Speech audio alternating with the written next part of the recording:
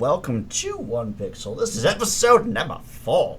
I am your host, Basil, and joining me as always is my cohort in crime, Xaru98. That 98's important because, I don't know, reasons? Sure, we'll go with that. Zero, how you doing, bud?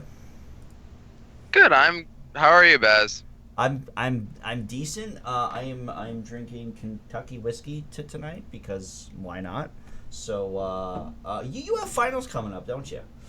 Yeah, school stuff. You know. School stuff, finals, you know.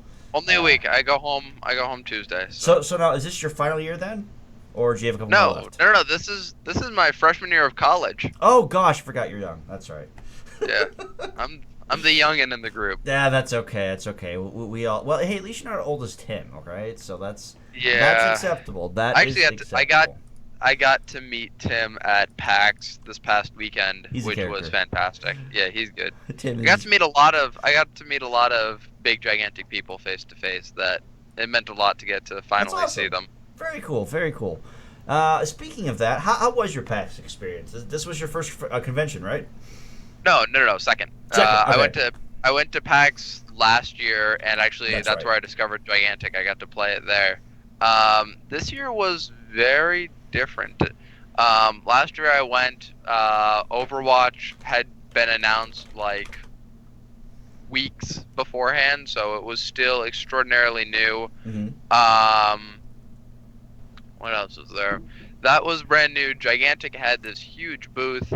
I remember it being huge because Riot Games, who makes League of Legends, which I was playing pretty much all the time back then, Riot wasn't there. Riot made a point of saying, we're not going to PAXs anymore. And that was different. It was something I was not really expecting. I was really excited. I had heard about PAXs previous years, and I finally got to go last year, and it meant so much to get to see and experience all of these games. And I spent most of my time waiting in lines for the big games like Overwatch and Gigantic. I think I spent 4 hours in line for Gigantic because they only brought 2 games with them that were actually out on the show floor. But the big thing was that this year I spent probably about an hour total in line for the big games, and that was for a game of Orcs Must Die Unchained. I got to go play with Falco and Schmoogly and Wolfie, and that was interesting, getting to play a different game with them and let some gigantic mechanics start to carry over. But Blizzard brought Overwatch back again, which I don't know, it wasn't really. Yeah, they had a giant Overwatch booth again where they brought it looked identical to last year, which I don't know why they bother doing that, seeing as open beta starts in less than a week now. They were also rumored to not go to any more conventions either because they were going to focus on BlizzCon, but I guess that rumor was proven false then. Yeah, I don't know what's up with that. It's very, very, very confusing. But anyway, I spent a lot more time playing indie games this year, and I've got to play a lot of really interesting games. It was pretty cool.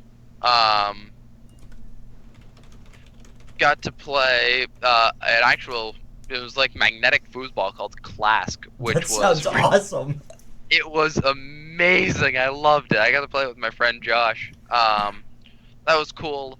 Got to go see a whole bunch of booths and stuff, get t-shirts, get swag, get stuff from the people who made Transistor. Oh, that's awesome. Got to play Orcs Must Die. Got to play pretty much all of the cool indie games. My school had a booth there, so it was. That's awesome. It was fun.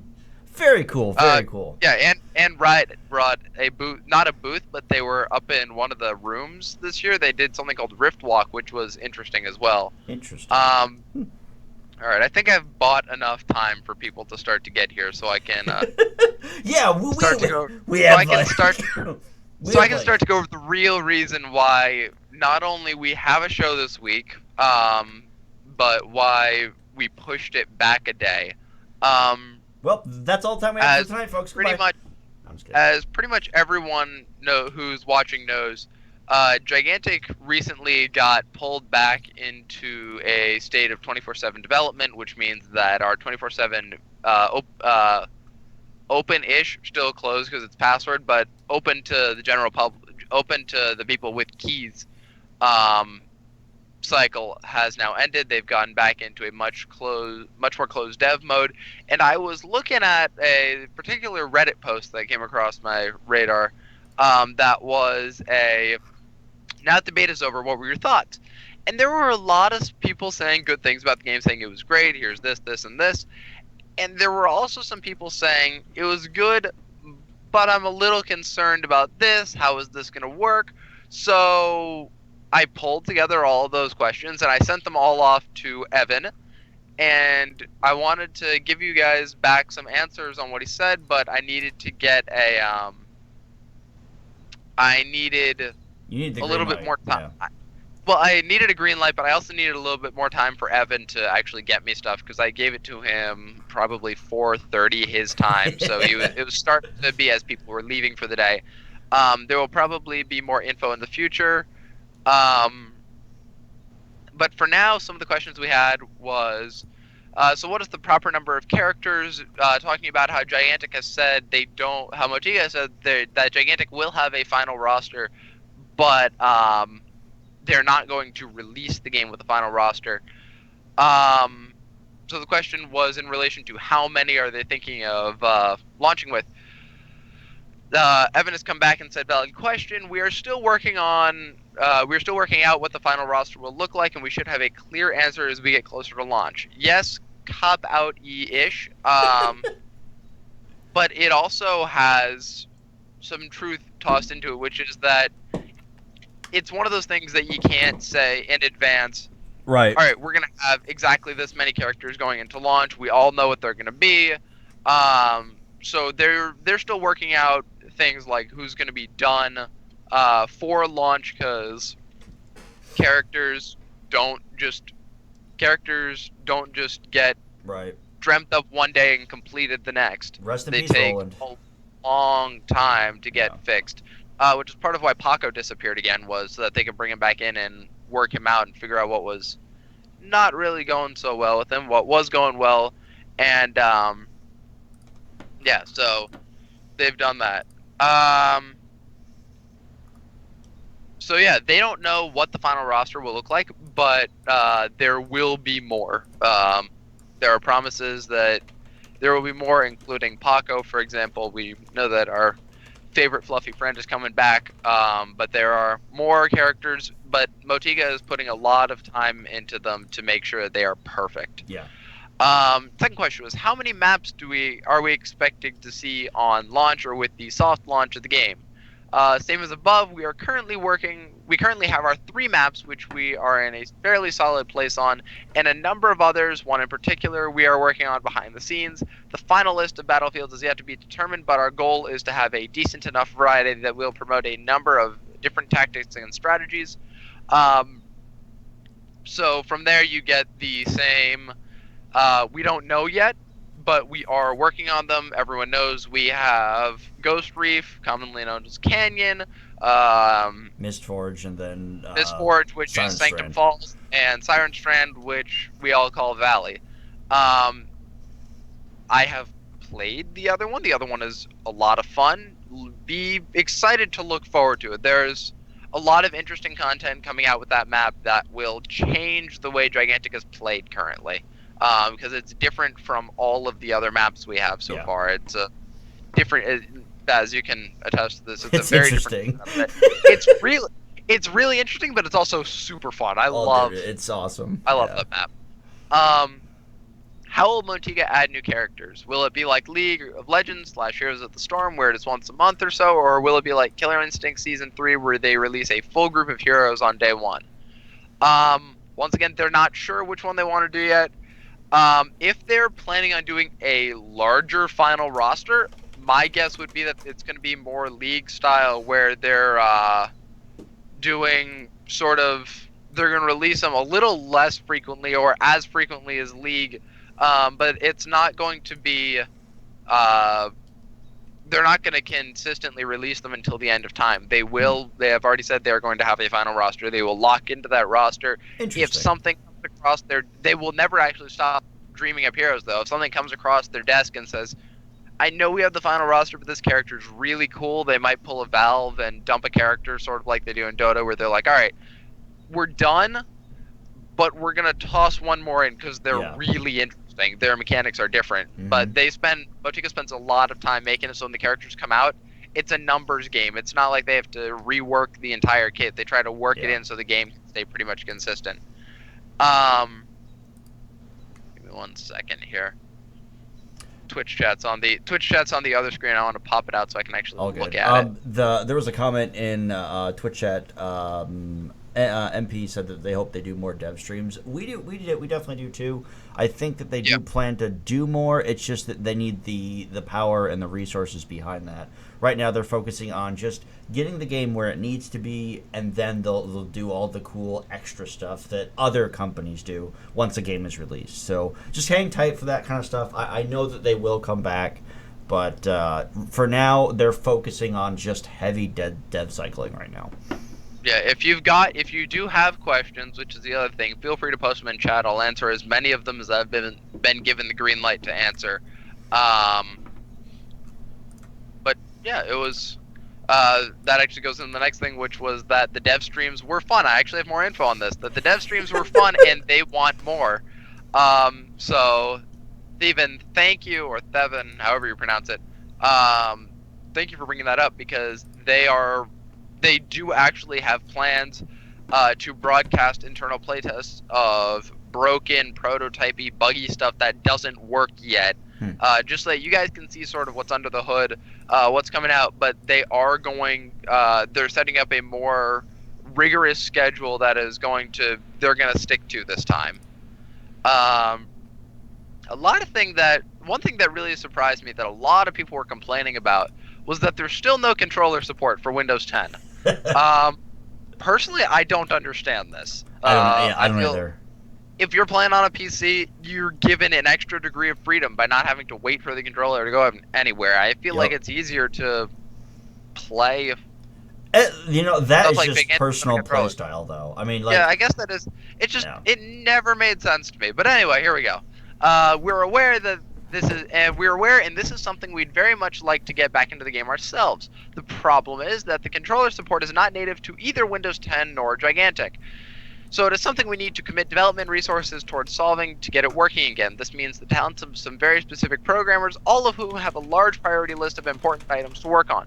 This means that it may take a while before we can get it running again, though it is on our radar and something we look forward to getting back in the game. Yay. Yeah, so yay.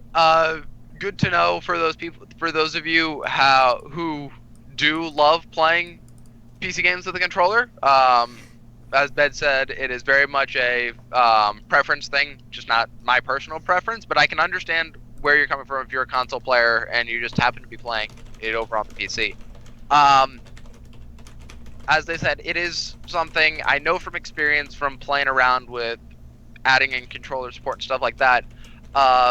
Unlike something with a keyboard where you have analog and where you have digital input of either the W's down or it's not, either the S is down or it's not. You don't have analog support where you have to walk a little bit as opposed to walk a lot with the analog sticks on the controller. So that's something that is actually a lot harder to get working than people give it credit for. Yep. So just give them time.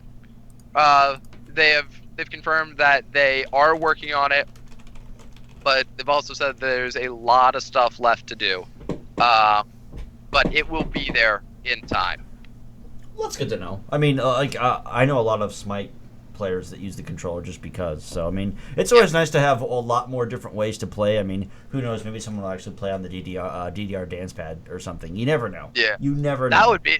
All right, if someone sends me a video of them playing Gigantic on a DDR dance pad or playing with their friend on a DDR dance pad where one person controls the screen and the other person controls the walking and they've got someone in the back with a button that controls the abilities, that would be amazing. I would subscribe, follow. That would make my day if someone actually I will send you this Gigantic USB drive as a consolation prize. How about that? Seriously, that would be amazing. That would break my mind. It would. All right, moving on.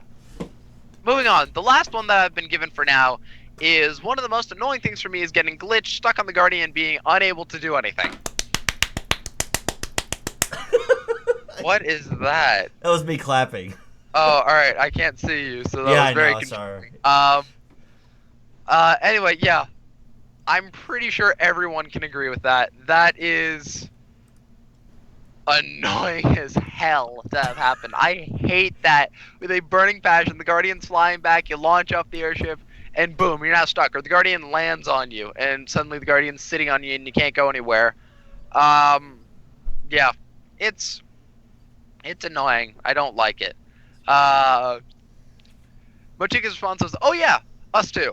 The collision on the Guardians is definitely something we've made note of as an area in need of improvement. We actually have a bug which is tracking the issue, and is something we'll look forward to addressing when we polish the game. Right now, the priority is on implementing new systems and getting the game to a place where it is really, really fun. We will clean up the roughy edges a bit later on." Yeah. Do you have anything for that one, Baz? I honestly think my favorite part is the Naga used to like tail whip you against the wall and just instantly kill you. That was that was probably my favorite. But now the Griffin will slightly turn her head or like look up or something, and you'll just bounce off her head and go to the moon. That's like you're just like, well, okay, I guess that's just gonna stay there. But it's really encouraging to hear that Motiga is obviously continuing to, fix stuff because that's kind of their job.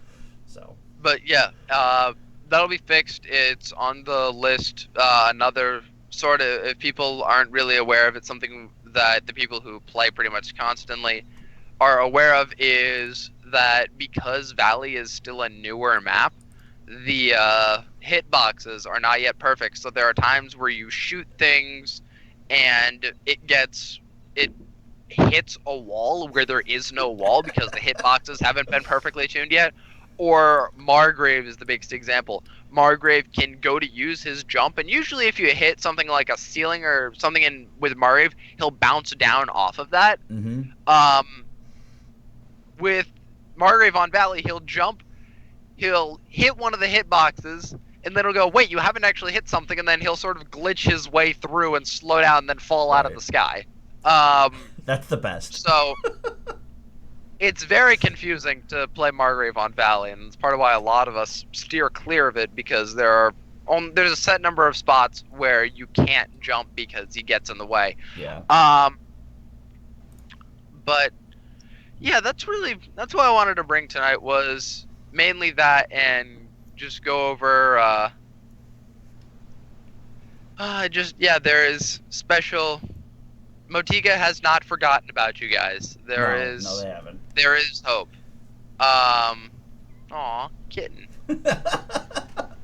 Aw, kitten. Still haven't named her yet. So, hi. Call her, we need to get Laser in here. Call her Laser. No, we're calling her Kitten Laser. I'm not gonna Kitten call Laser. her Laser. Kitten Laser. Kitten Laser. Hey, Faye. Alright, go back to sleep.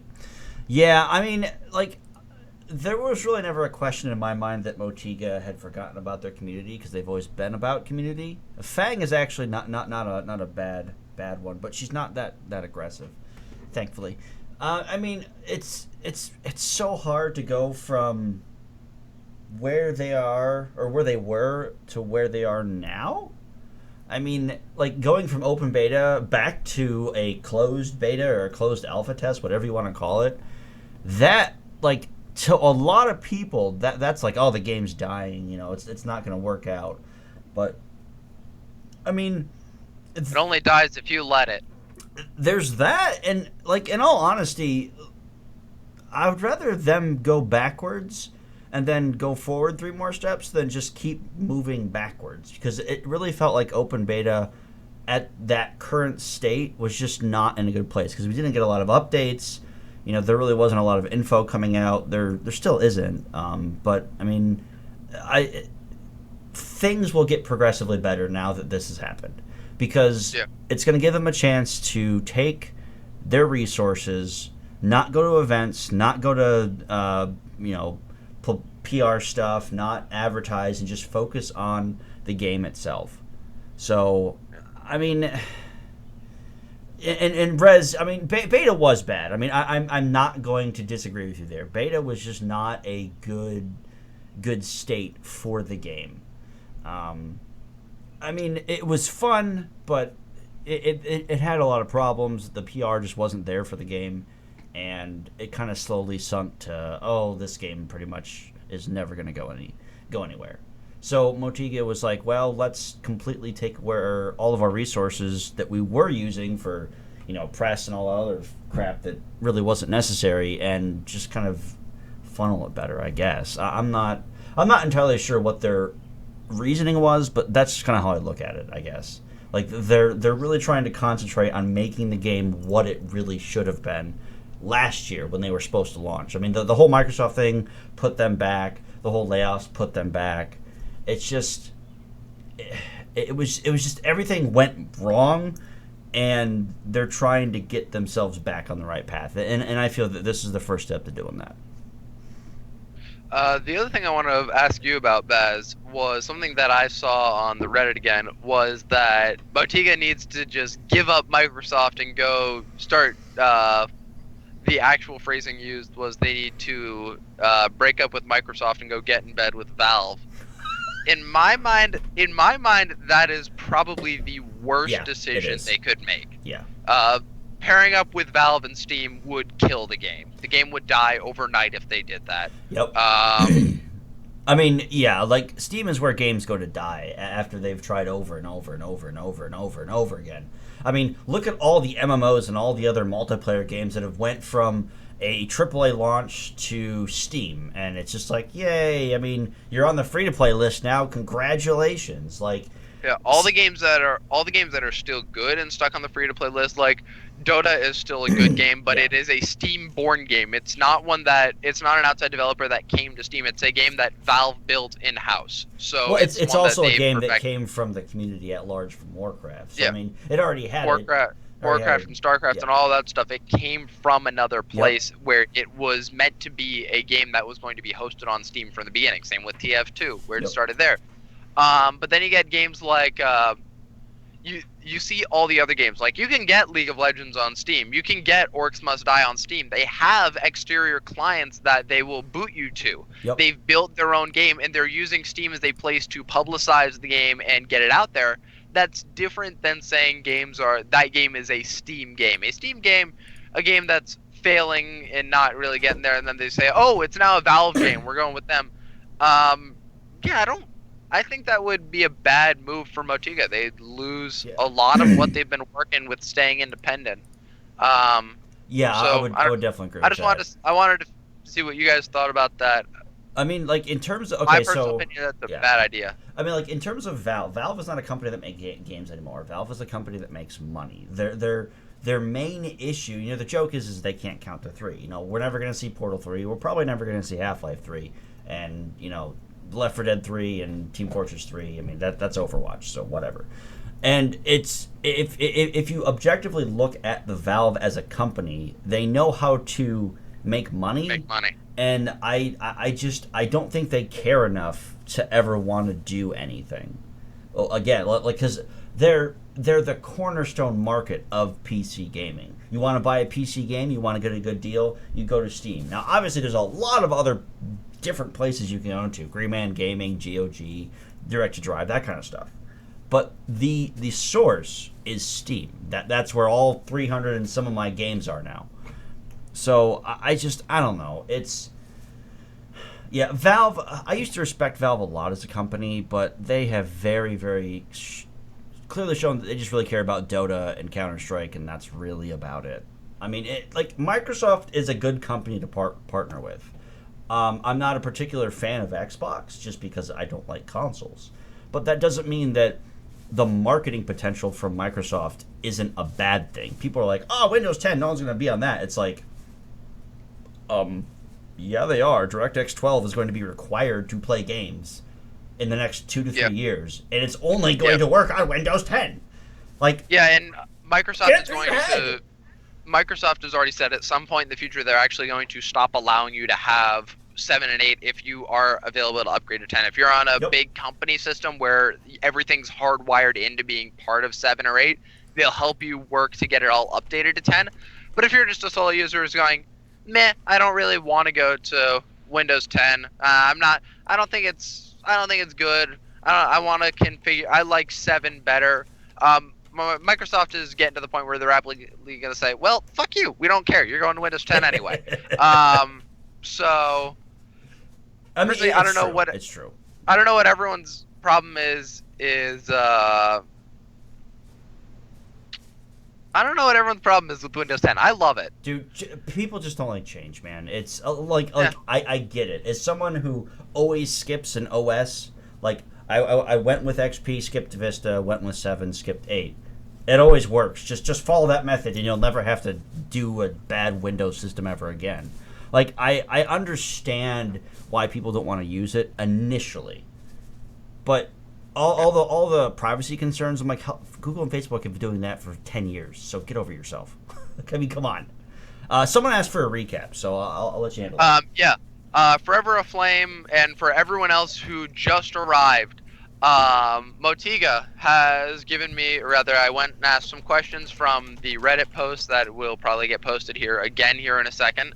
But I got some answers back from Evangelos, coming back and saying, in terms of maps and heroes and what the plans are for that, they're not 100% sure yet, but there are more on the way. They are actually working on more. They are actively working on more, with regards to the maps especially. There is one that they are currently working on extraordinarily hard. That map will change a lot of style for how Gigantic is getting played, which is it's a different type of map than we see everywhere else. Yeah. So it'll be really interesting to see how people go about playing that. That will be fun. So don't fret.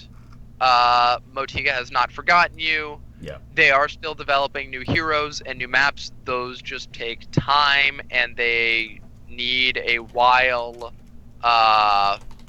They just need a while to make sure that they're good when they come out, so they don't pull a League of Legends and then release it, and then have a week 1.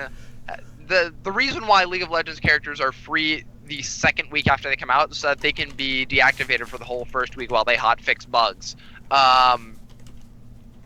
Because they're yet to release a champion that doesn't have some game-breaking bug that they have somehow never found. Oh, come on, it's Riot. Yeah, exactly. So heroes are going to be released at a much slower pace, but when they come out, they're going to be much more in depth. They're going to be cleaned up. If you're wondering about dev streams, they are going to do more. Stay caught up on their Facebook and Twitter, and they will be letting you know about their stream schedule when that happens. With regards to controller support, that is something that is not native to either Gigantic or Windows 10. It is native to Gigantic only for the Xbox version because you are actually programming for an Xbox. When you are coding for an Xbox, it's got a couple of extra little things built into it that are built to help set up the controller for that. So for example, the entire left analog stick, if you want to set it to move, you put in, here are the different move animations, and the system, I'm oversimplifying it a ton, I know, but the actual coding language that you do it in helps to simplify that a little bit. So for Windows, they don't have that. They have to directly translate stuff like analog controls in, which are different from the digital controls we have for WASD. Yep. So it's something they got to work on a little bit more. It's different. The last one was getting glitched on or by the Guardian. They do that. That's all we can say. They do that. They know that it does that. It's on the list, but it's going to be something that gets cleaned up in polishing of the game. Right now, they're adding new features to help keep the game getting updated so that they have more, so they can test more at one time. They've got a really dedicated test team, quality assurance team, I guess is the proper term. They've got a really dedicated QA team that is working pretty much around the clock for all intents and purposes. They never to sleep. make sure that this game is going to come to the public perfectly.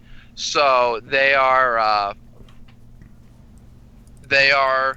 not forgetting you guys. They're just going back to get the game spot on so that when they give it to you, you have nothing to worry about. Yeah. which is really something that they need to be commended for because it's really nice to see. Yeah. A tractor asked a question and kind of said a statement. He's like, he basically said in every PvP game that he's ever played, the community screams for a lot of different changes, and they just kind of are yelling at clouds, basically. Motiga definitely kind of dropped the ball in beta during that kind of phase.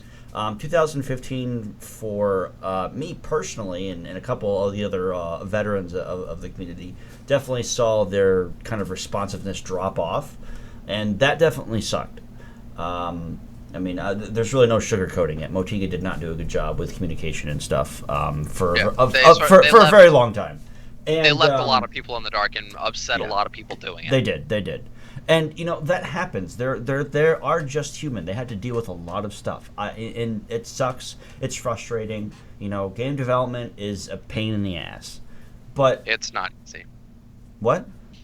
It's not easy. Oh. There's like 1,001 steps, and if you can't skip any of them, you can't say, "Oh, it's good enough." If one's even the slightest bit off, it throws off 100 down the line. But then you can't go back. Yeah, it's just and this is why they're doing this. They're taking their core values and their kind of mission statement of what they wanted to do originally and make a game that's going to be really, really good. And I promise you guys, the wait's going to be worth it. The wait's going to be 100% worth it.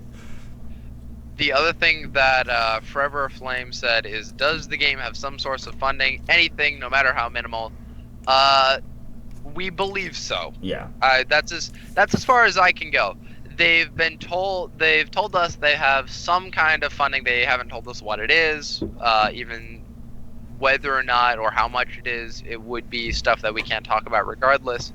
It's none of our business, in all honesty, anyway. Yeah, it's not something where we really have any right to be concerned for. But in terms of other stuff, it's like Rez is saying, if they didn't have money, they couldn't do a development cycle again. This is true. Yeah. I think the next time you'll see Gigantic, there will be stuff like Founders Pack. This is my personal guess, but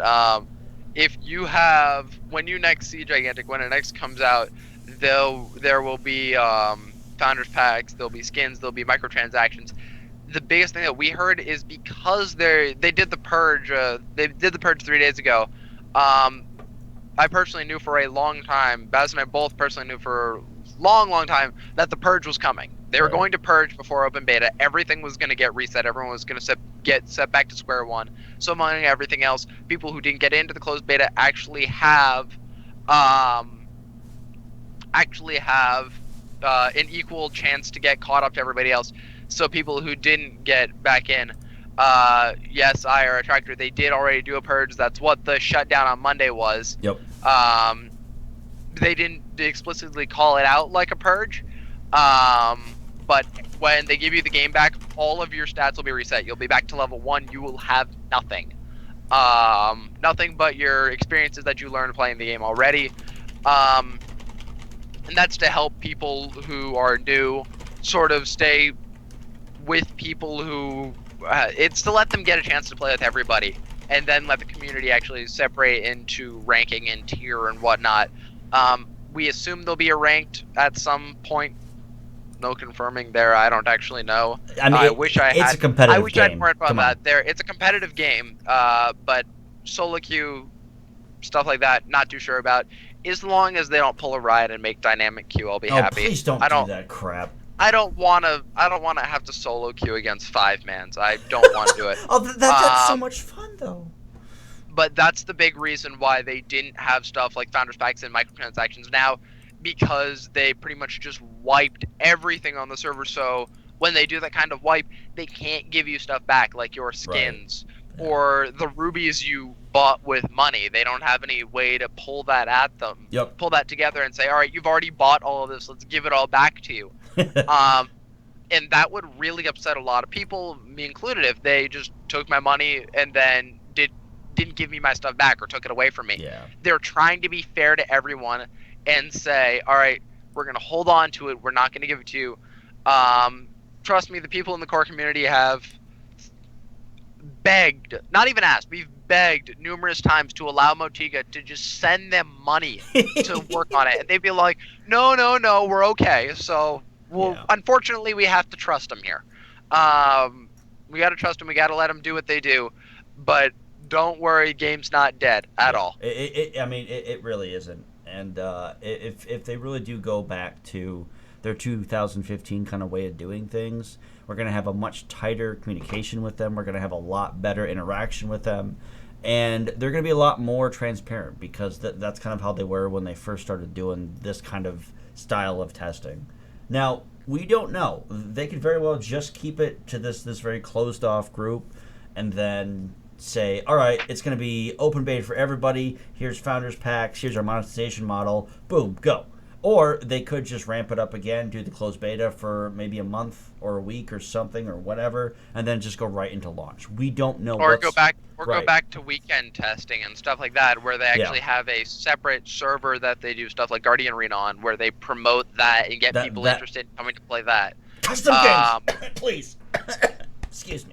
Yeah, but stuff like custom games, spectator mode, stuff that will allow competitive teams to start existing and make it much more attractive to people who are looking to play the game competitively and organizations who are looking to pick up the game competitively. Yeah.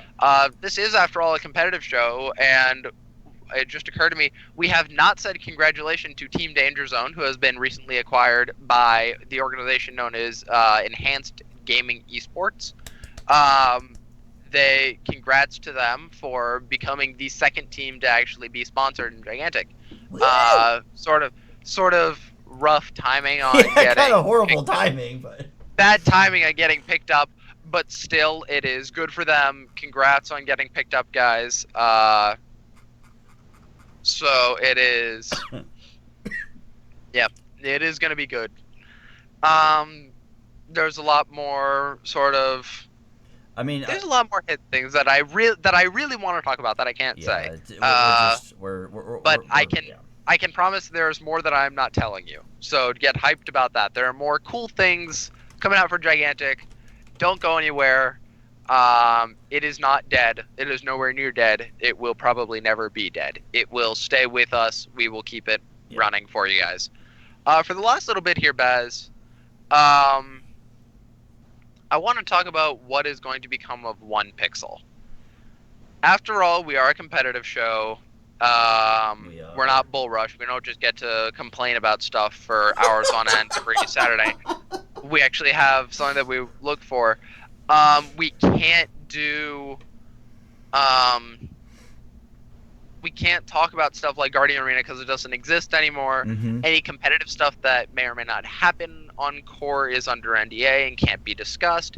So we've been talking a little bit, and what's going to come out of One Pixel? For now, we believe this is going to be the last episode for a while. Yep. It's been fantastic having all of you guys here. It's been a real treat to actually get to be on a show and start to talk to people and get out there and meet people and become one with the community. So I personally am really bummed to see this go away after only 4 episodes, but we're calling it a temporary hiatus where we're going to hold on to it. We're gonna get One Pixel's not done. It's just going away for now until we get a game back that we can actually talk to you about competitive for. Yeah, and when we get that back, mm-hmm. when we get that back, we'll have updated stuff. We'll have a much cooler looking screen and intro and outro. It'll be all the hooked up. We'll spend a lot of time with the art staff over at GGU and people we know and tech people and linking it all together, and it will be fantastic when you see us next. Yeah. I'm hoping to get some Motiga devs throughout, the development phase to kind of come on and just kind of talk about it eventually, but no promises there. But for now, this will be the last episode of One Pixel. We will come back. Keep posted on the GGU Facebook, Twitter pages. Keep in touch with the One Pixel Twitter page. Watch for posts at. We do actually keep at 1 pixel, I believe, uh, or something like that. I'll figure it out later. I was like, I don't But remember making one. I think I actually made one. But stuff like that will exist. We will keep it going on. We are not. Game's not dead. 1 pixel's not dead. We're just all going back into hiding for a little bit while new stuff comes out. So it's been great having all of you guys here. We look forward to seeing you again in the future. Baz, do you have anything before we end? Yeah, just, again, thanks to everyone that's been supporting the show over the last 4 episodes. Thank you to Jaden, who was our first official guest on the show talking about voting. Learned a lot of cool stuff about that. As well as just, thanks to you for sticking around and being dedicated to the actual show itself. And also a big shout out to Tim and the whole staff at GGUnleashed.com for all the artwork and all the other just really, really, really good stuff. And again, thanks to the community for just kind of being with us and, being a bunch of jackasses while we do this as well. So it's been a lot of fun. We will be back, and that's going to be it for 1Pixel until the game comes back, at least. Have a wonderful afternoon, morning, and or evening. We'll see you guys next time. Take care, everybody.